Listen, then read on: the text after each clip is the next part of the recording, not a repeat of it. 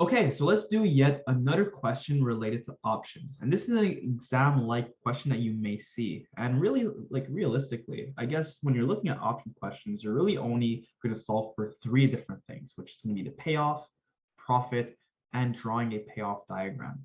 And in this question, I'm going to show you how to do every single one of them.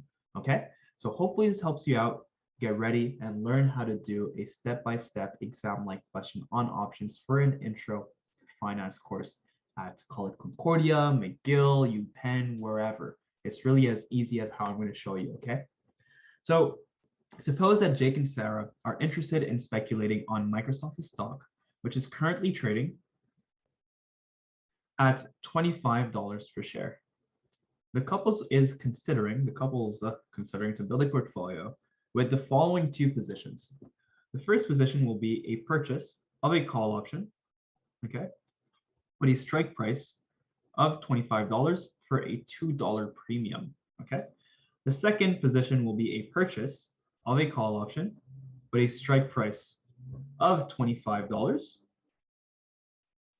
okay, for a $3 premium. Okay, so you have two options, but they both have two different premiums. I'm going to change the question just a little bit to make it a little bit more fun. Because this is a little bit too easy. We're going to make this a put. All right. I'm literally doing this live. And we're going to add another position, which is going to be sell two put options with a strike price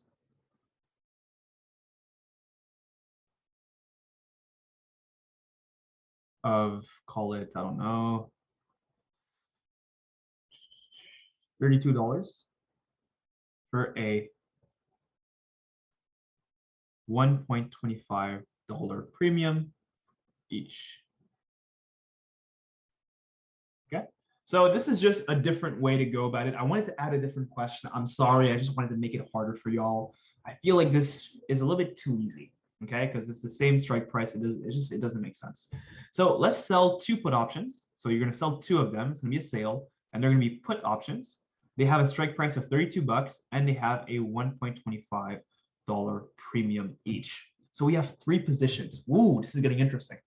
Now, what I want to tell you is that when you're doing a question related to options, especially for an intro to finance class, there's really only one specific methodology, one specific step to take, and that is to draw a payoff table.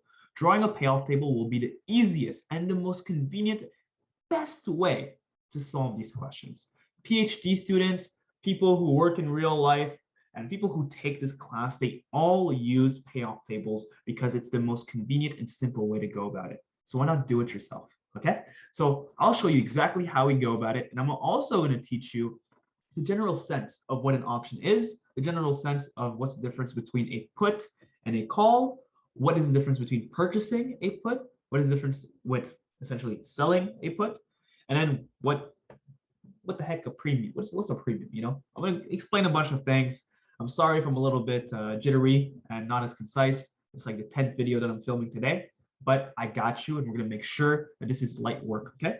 So let's draw this payoff diagram. All right, let's do just that. So we're gonna start by defining our columns. There are two categories of columns that we care about.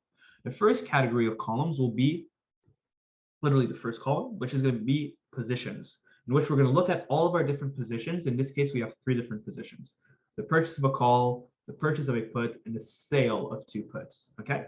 The second category of columns that we're going to have here, okay, in our headers there, is going to be stock prices. Why stock prices? Well, we're going to do a simulation on a range of stock prices that we could choose systematically in order to figure out, well, when are we going to maximize our payoff, and when are we going to maximize our profit based on these different positions? Now I'm going to show you, okay, how do we actually find those prices? This typically seems to be something that students don't love to do, but there's actually an easy way of doing this. I'm going to show you exactly how. So let us begin by drawing up our first category, well, literally our first column. And that's going to be our positions. Okay. I guess I'll increase this just a little bit. All right. And then we're going to, as you can see right here, we're going to have our stock prices. Yeah. So a really easy way to get this going is to literally identify all of the stock prices that are provided in the question. This question, they made it super easy for you. And they literally like drew up or just placed in only, in this case, really, only one price, which is 25 bucks. And then I included another price just because I'm, a little bit of a mean guy. And there, essentially, you just need to know that you need to plug in all of the prices that are provided here. But because they provided 25 bucks 3 times, you just got to place it into your payoff table once. And because they provided 32 bucks as well, you only have 2 prices that you need to plug in within your payoff table. But I think a really good technique to also have is to look at the extreme events for your stock prices, okay? So we're going to use the extreme technique in order to identify 2 additional values that you're going to add to your payoff table. And that's going to be to identify your upper bound and to identify your lower bound, okay? So we're going to look at 2 extremes of stock prices, and we're going to begin with the easier one, which is the lower extreme. And the lower extreme, really, you could define it simply as being equal to $0, okay? It's as easy as that. Whereas your upper extreme, it could be broken down into 2 buckets, okay? It can be broken down into 2 little segments. The first segment, right, of how you would select your upper bound would be either by 1, taking your smallest value and adding it to your biggest value. Or you could take your smallest value of all the prices provided and multiply it by 2. Let me give you an example on what that would look like in this question. Okay, in this case, our smallest value, it's obvious, is 25 bucks, and our biggest value is 32 bucks. So if you use the min-max technique to identify your upper extreme, you would do 25 plus 32. If I can do some quick math, that's going to be 57 bucks. I really hope my brain is not fried at that point. It should be 57 bucks. Or you could do the min times 2, which would be 25 times 2. And that would give you 50 bucks. After that, it's to your discretion, which technique you want to use. I sometimes use the min-max technique. I sometimes use the min times 2 technique, okay? The reason why we have 2 techniques is because there are occasions where your min times 2 isn't bigger than your biggest value, okay? And that's why if it's not bigger than your biggest value than your max, it's important to use the min plus max method, because then you'll guarantee yourself to have a input at your extreme for your payoff table that's actually valuable, that's actually going to give you a really good breadth of view, a holistic view on your entire payoff table. So that said, highlight these 2, right? And I'm going to work with the min times 2 method, but we're going to put in all of our stock prices. So we have $0. Okay. I guess I'm going to just maybe make these longer a little bit there. Like that. Then we're going to highlight our other prices. So after that, we need to look at 25 bucks.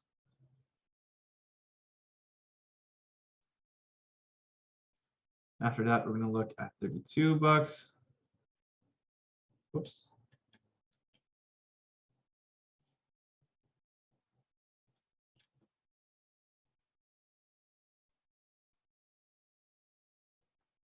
Then after that, we're going to look at, I'm going to use the 2 times min. So I'm going to go for 50 bucks.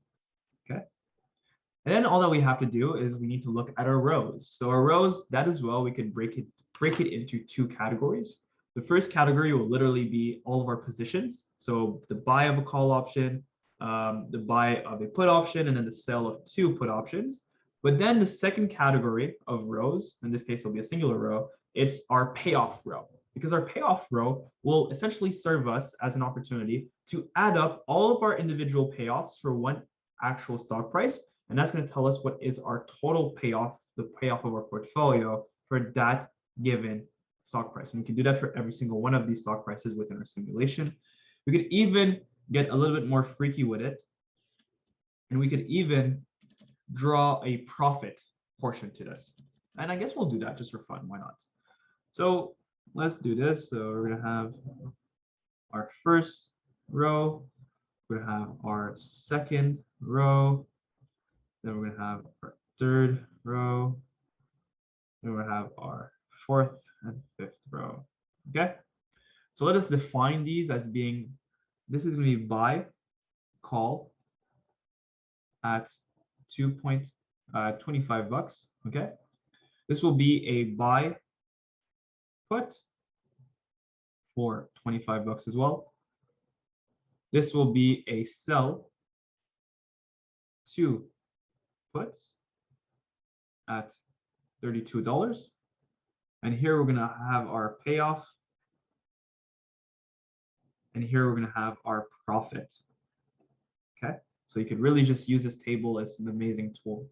Another thing that I'm going to write, I guess I'll put it in green. It'll be the premium for each. Here's $2. Here it's going to be $3, and here it's going to be 1.25. Okay, so we have all of our premiums on the side as well. Now that we have this information, we could go ahead and solve for our payoff and then our profit for every single one of these positions. So if we look at a purchase of a call option for 25 bucks, well, first and foremost, what the heck is a call? You know, that's a good question. And luckily for you, I have an answer. So a call option, it's the right to purchase an underlying asset at a specific price for a specific amount of time. But what does that mean in like English, you know, like for normal people like yourself and myself? Well, simply, a call is really interesting because it allows you to buy a stock price or a stock at a specific price, okay? Forever, like not forever, but for some time. And a call becomes really interesting when the stock price is higher than the call. Because if your stock price is called at 50 bucks and you have the right to buy it at 25 bucks, well, then you just saved 25 bucks right there, right? You saved a bunch of money because you're going to be able to buy it at a smaller price. Thus, the value of a call option. And we're going to run through that mechanism right here. So let's say that the stock price is $0 and you have a call option at 25 bucks. So you have the right to purchase this stock at 25 bucks when it is selling for $0. Now let me ask you, are you a fool or are you a rational person? A fool would say that our payoff is 25 bucks. Whereas a rational person would say, you know what? Well, if I have the right to buy it at 25 bucks, I'm still not going to use that right. I'm not going to use my option. I'm going to buy it at $0 like a normal person. So I wouldn't use my option. When you don't use your option, your payoff is $0 because you didn't make any savings at all. Another really good way to look at this is that whenever the stock price is smaller than the value of your call option, your payoff will be equal to 0. So in this case, our payoff will be $0. Now, what if we have the stock trading at 25 bucks and we still have our payoff, our call option at $25. So we have the right to purchase this call at 25 bucks, but the stock, it's trading at 25 bucks right now on the market. So this means that we're slightly indifferent between both options. Well, you know, you could buy it on the stock market or you could buy it using your option. It would still come to being the same amount. And in that case, you would execute on no savings such that your payoff will be equal to $0. Okay, so here we would have $0. But when our stock price is above the strike price of a call option, we really get to see fireworks because we know that if the stock price is trading for more, well, we don't want to pay more. We're going to use our call option because our call option allows us to pay less than what's on the stock market. So we're going to be making some savings. We're going to be saving some money. Our payoff in this case would then be $7. Okay. And if it's trading for 50 bucks on the market, well, in this case, we're going to be saving 25 bucks. So our payoff will be 25. Okay. Now let's look at the purchase of a put. The purchase of a put is super duper interesting because a put is low-key the inverse. A put is the right to sell an underlying asset at a fixed price for a specific amount of time. So let's look at this in a easy, simple, like digestible context. A put is the right to sell something at a specific price. And a put becomes really awesome when the stock price is smaller than the value of the put, because the stock price is trading at, let's say, $0, but you have a put at $25. So you have the right to sell to buyers this put at $25. You have the right to sell the stock. Sorry about that. You have the right to sell the stock at $25 instead of the current price on the market of $0. You're going to be making a big profit. You're going to be making $25 profit, or more so in this case, payoff, because we're not considering the premiums. And that's why a put is awesome. A put is extremely interesting when the value, right, of the strike price of a put is bigger than that of the stock price. Okay. So in this case, if the stock is trading at $0 and you have the opportunity to sell it at $25, you'll be making a payoff of $25. But what if the stock is now trading at $25 and you have a put that you're allowed to execute for a value of $25? Well, then there's no value because you're not making a profit at all. 25 minus 25 is 0. What about the price is 32 and the price is 50, right? What if the price is $32 or the stock price is $50? Well, your put becomes useless, right? You wouldn't want to use your put because you won't be making any profit if you sell at $25. Literally, you're only going to be helping the buyer. You're not making any margin on that little difference between a smaller stock price and the put. You're not benefiting from selling it at a specific price. So you wouldn't even want to use your put option. And in this case, we would have a payoff of $0. Okay, now let's look at our put, okay, that we're selling. And this put has a strike price of $32. So we're going to have the right to sell our put at a price of $32 for a given amount of time. Okay. And how I like to go with, first and foremost, this notion of selling an option and then selling multiple options is always by starting as if we bought a put. Let's just look at it from an easy perspective, right? What would be our payoff if we just simply had the put type of thing? So if we had a put at $32, we would be making $32 if the stock price was $0, right? It makes sense. However, in this case, we have two puts here. So we would have had the opportunity to make $64 total because we would have made $32 twice. But the thing is, unfortunately, we're selling our put. We don't have this opportunity anymore. We don't have the opportunity to make this payoff, to make this profit, quote unquote, on our sale. We forego this opportunity. And something that we forego in the game of options means that we need to put a negative sign, a minus sign in front of the potential payoff we could have had to signify the loss of potential funds. So in this case, instead of, it won't be 32, it'll be 32 times 2, it will be 64. But in this case, it's going to be minus 64. Now, what if we had a put at $32 and it's trading at $25? Well, then you would have a margin of $7 times 2, $14. Because you're foregoing that opportunity, your payoff will be minus 14.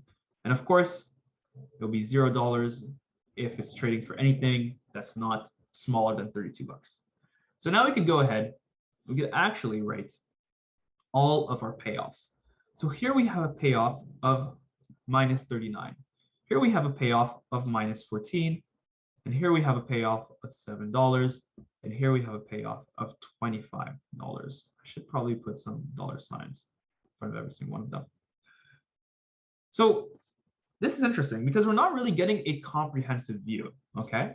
Now, of course, this is just a question that I built, so it may not be as sexy as it could be, but just because of that, I'm going to add 2 other values just because I'm curious to see where this question actually heads. And if you saw my other videos, maybe this will actually give you some context on, let me just see if I have space for a payoff diagram. Oh, we'll figure it out. So this is going to give you a little bit more context if you've seen more of my videos there. But we'll have space to draw up our other stuff. So let's kind of just build off and assume that we're going to look at a different set of prices. Okay, so let's look at 57. we're going to look at, I don't know, we're going to look at 65. Okay, so we're going to look at two random, well, this one is not random because it's min plus max, but we're going to look at another random price here. And we're going to look at what our potential payoff could have been for every single one of these. So in this case, our payoff would be 32 bucks. In this case, it would be 42 bucks. So you could follow with me. I'm going to go quick just because I'm curious. So 0, 0. Here we're going to have 0, 0. Oh, okay. So we're going to have 42 bucks, 40 bucks, 42 bucks.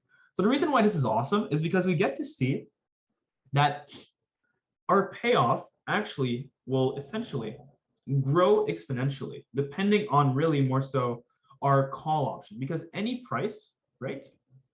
Any price that's going to be beyond, okay, 32 bucks, I guess. Well, yeah, beyond what we have here. Any price above here will continue to grow forever because our puts will have no loss in terms of payoffs for us. They won't be valuable for us at all. So we know that this is going to grow forever. So that's pretty interesting. Anyways, let's go back to the question and stuff that you should actually care about when you're solving, for the exam. So I'll move this here. So let's look at our profit. Now, how do we solve for profit? This is interesting. And I'm going to write some notes right here, okay? So I guess I'll go here and I'll write some guidelines on what you need to understand when we're looking at profit, okay? So profit is actually pretty straightforward and easy to break down. We could go like this, go like this. So what is the profit when we buy something? And well, I guess, how do we look at premiums when we buy and sell something? Because our premiums will affect our profit, right? Because an option, obviously, if it's so powerful like we're seeing, because it gives you the opportunity to do some arbitrage or to essentially hedge your risk. What's really interesting though is that unfortunately or fortunately, an option will cost you money. And an option will cost you the amount of its premium, okay? But what's interesting though is that if you have an option that you're selling yourself, well, you're going to be essentially selling that option to somebody in exchange for the premium. So these two options, these two put options that we sold, well, we're going to be selling them at $1.25 each to somebody. So if somebody buys them off us, they'll be paying us $2.5. So when you're looking at profit, and if you're selling assets, what you want to understand is that you want to always add, okay? You always want to add the premium, okay? And if you're buying options, you always want to subtract the premium. It's a really good way to look at it, all right? So in this case, we know that we have a purchase of a option. So we're going to have -2. We're going to have -3 for the purchase of our put. Then we're going to have times 1.25 times 2, which will be a positive because that's how much money we're going to make extra. So how you would go about this to find the profit for every single one of these different stock prices within our simulation is you would do -39, -2, or plus -2, plus -3, plus 2.5. In other words, you're simply going to get, if I could do some quick math in my head, -44 plus 2.5. I'm going to say it's -41.5. I could be wrong. So I'm going to use my calculator because my brain is on fire. 2 plus 3. 2 plus 3 minus 2.5. It's going to be literally 2.5 minus 39 plus minus 2.5 minus 41.5. Look at that. I can do the math in my head.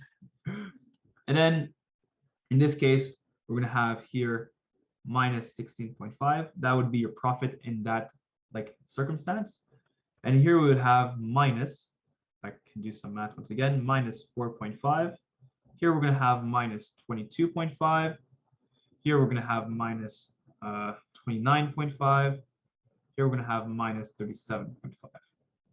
So you find all of the different profits for this portfolio based on the different scenarios, okay? On an exam, they're going to tell you, hey, if the exercise price was X, what will be your profit? In this case, you would be able to answer all of those questions.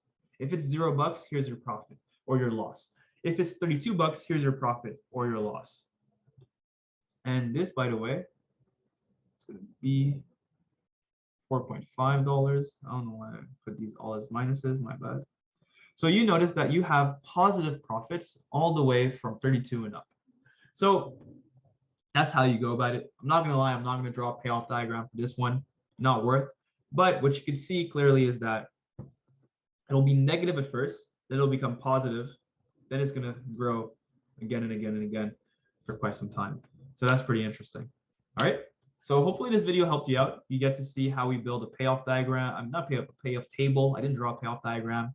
Just, I mean, should we do it? Nah, you're good. You're good. I mean, there's like 20 different payoff diagrams in this document at this point. You should be a pro at this point. So I know you got this. Okay. So if you want more content, you can go on eastmanhelps.com or on my YouTube channel, in which you're going to find a literal breath of stuff to help you out. Hopefully this helped you out. We'll see you in another video. You're awesome and you got this.